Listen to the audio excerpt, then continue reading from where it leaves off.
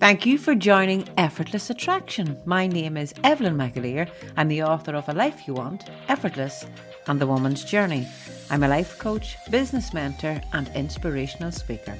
And my greatest value is making a difference in people's lives. So I hope through these podcasts I can make a difference to your life. Effortless Attraction podcast is sponsored by Maria Young Wellbeing, wellness mentor and creator of Infusion, a platform designed to inspire health, wealth, abundance, and a life lived with purpose. Maria conducts events, trainings, and the blending of practical tools for lasting change. Her mission is simple: to help you live well and rise strong. You can explore more at www.mariayoungwellbeing.co.uk or infusion.mn.co.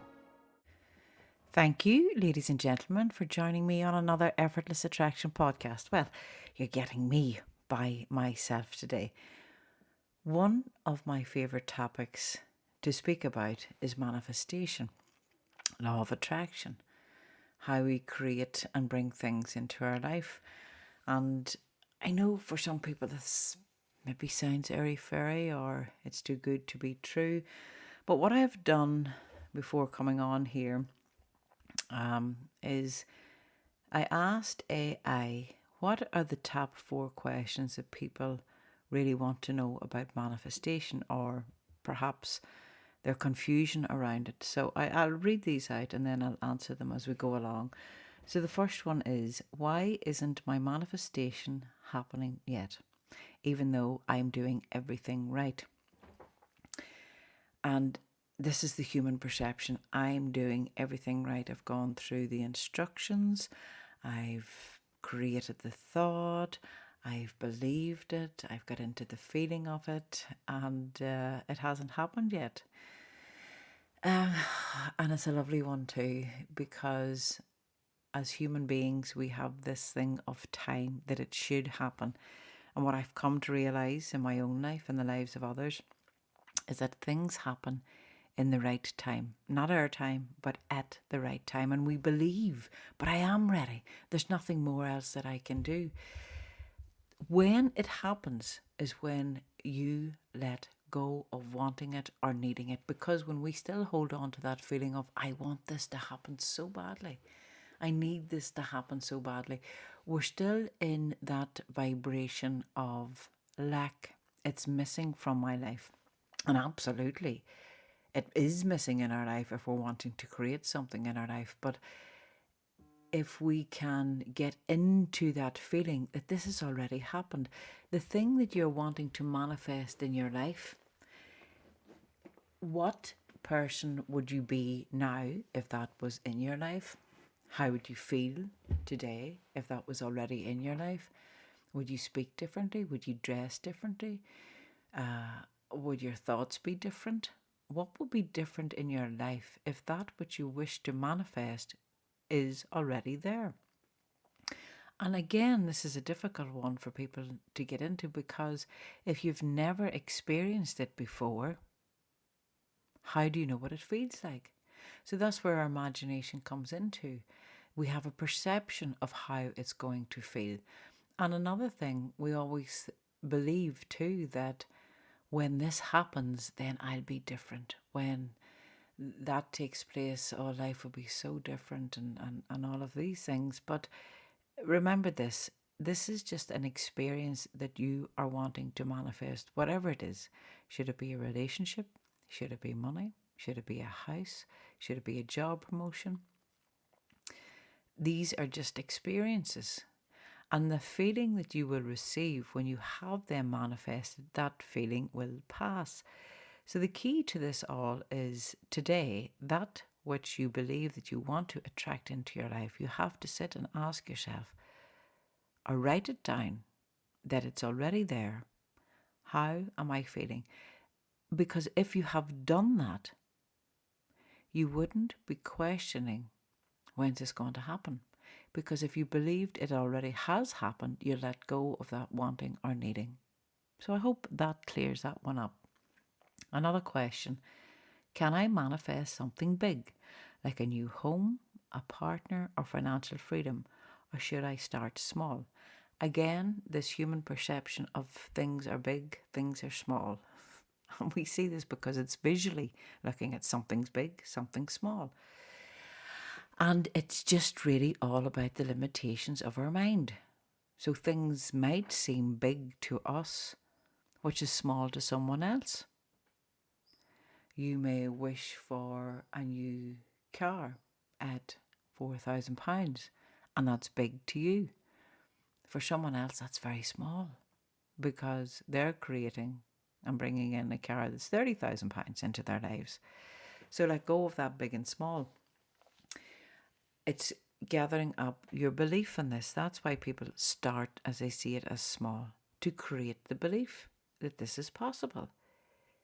A lot of people start with the car parking spaces. They call it, maybe their parking angels are there, that you imagine this wonderful space that just will show up for you, that it's in the location that you want it to be, and you can easily and effortlessly park. And sometimes what I have done in the past is that give me 2 spaces because I would like to reverse into it very, very easy.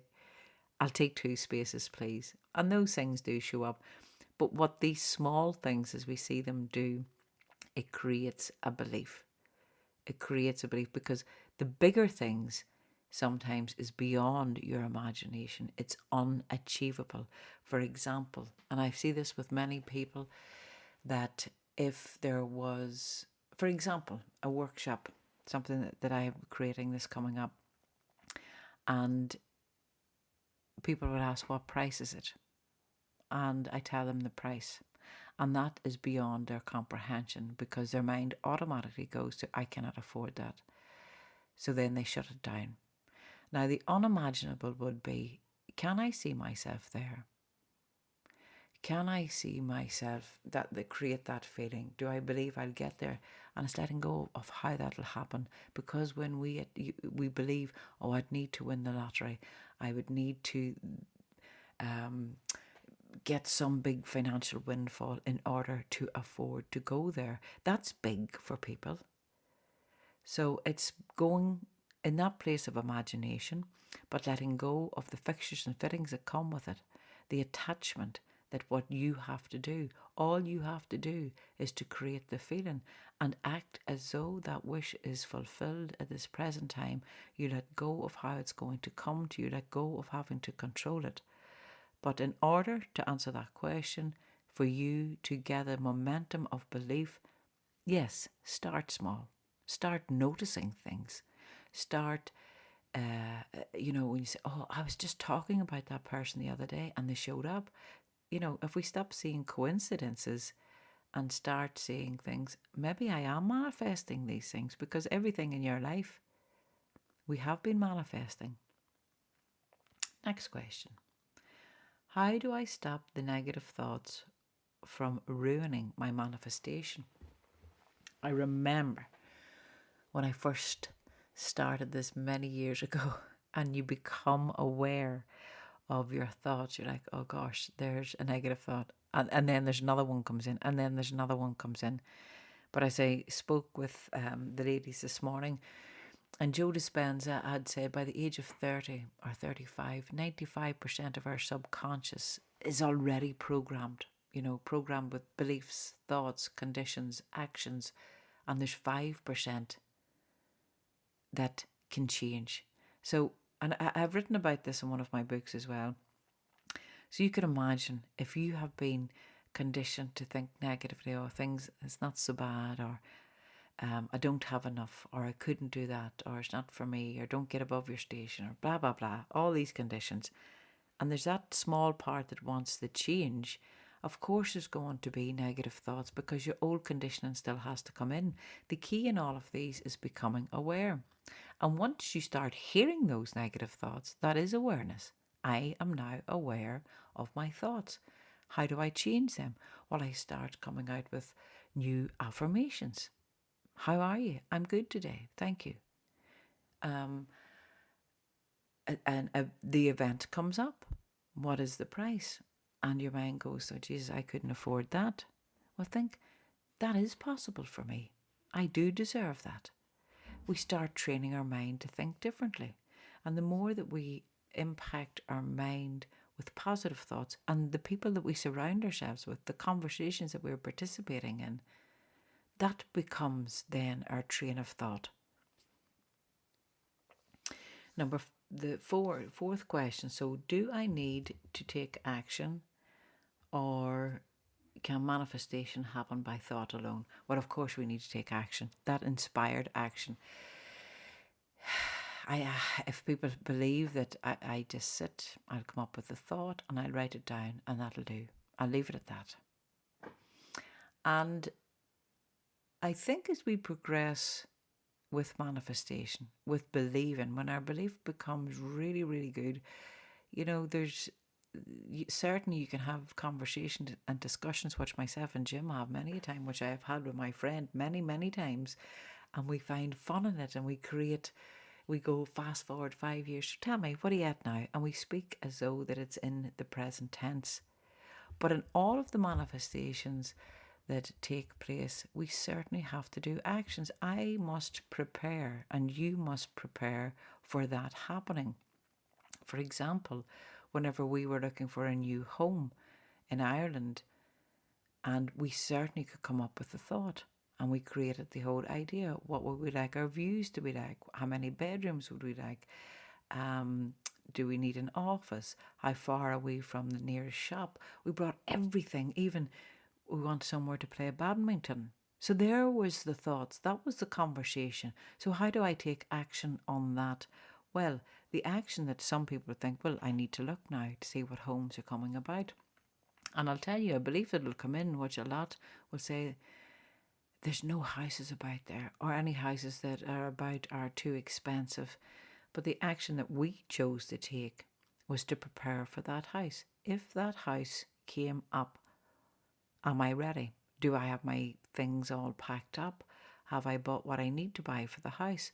So that's what we went and done. We were prepared for the house showing up. And that's what got us the house, because we had, with each of our houses, we had let go of the things that didn't serve us anymore. We went out and bought a new bed, we bought cutlery, we bought plates. We got what we needed for the house. So we were ready for that house showing up. And then you let go of how. Then the house showed up. Then this coincidence that people see it as, that the estate agent was an acquaintance of Jim's.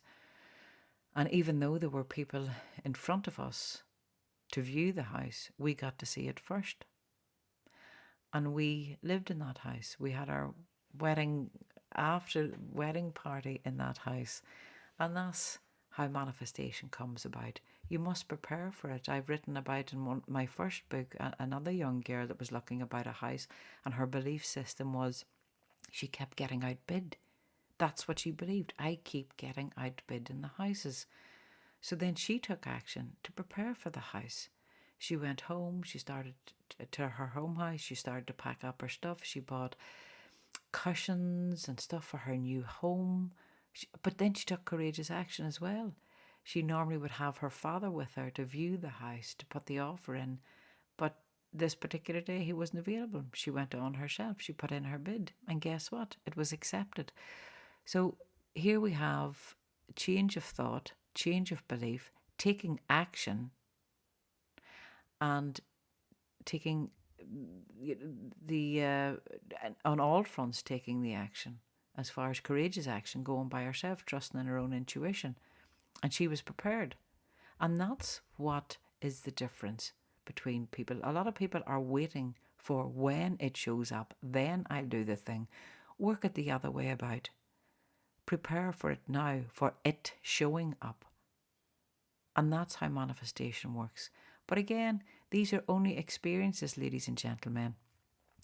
And we're creating what we feel.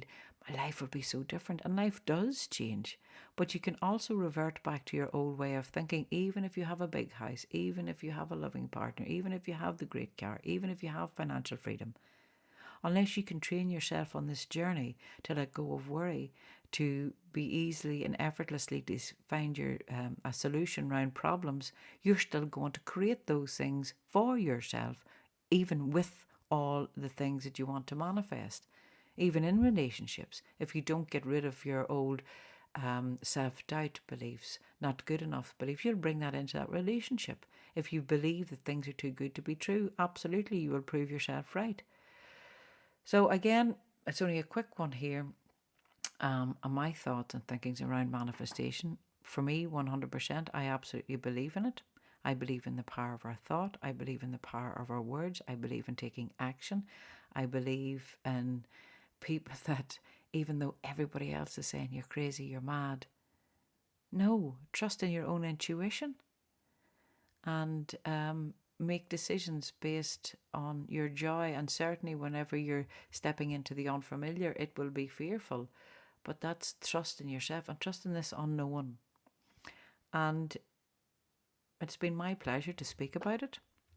And hopefully it's helped. And if there are any questions that anyone else would like to ask, certainly send me an email. It's evelyn@evelynmcaleer.com. I would love to speak more about it. And if you want some coaching on it, absolutely, give me a shout and let's make your dreams your reality.